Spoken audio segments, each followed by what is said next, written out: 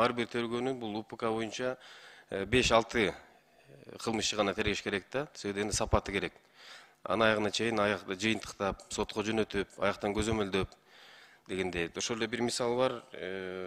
Мурда жумада кайрылыптыр. Тилекке каршы тергөөчүлөр ошол убакыт иштин көптүгүнөн жанагындай экспертизалар назначить этет да, тилекке каршы. А экспертиза болсо билесиздер, экономикалык экспертизалар ал убакыт көп талап кылат. Бул 1 жылдан 5 жылга чейин узара бериши мүмкүн да. Көптөгөн ар кандай кылмыш иштери бар, анын алкагында көп арестанттар болушу мүмкүн, отургандар. Өткөн жумада баягы 2018 жылы билесиздер, НДС боюнча теги коопсуздук кеңешинен айтылып калып, результат кылабыз деп 12ден ашык кызматкерлер камалган да. Бүгүнкү учурда 12 кызматкердин 7си боштондукта, 5-өө отурат. Андан бери мынакей туура 4 жылдан ашык болду да.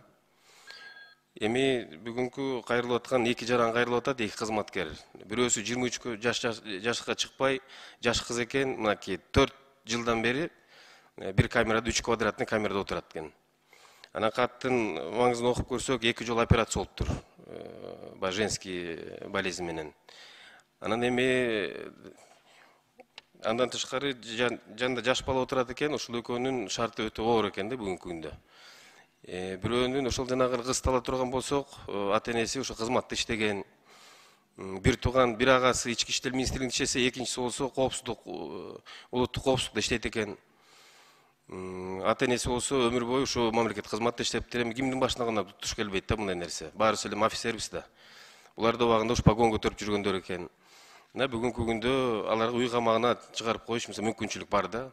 Кудай буйруп Рамадан айында да жүрөбүз. Ушул бир жакшылап бир карап көрсөңүздөр.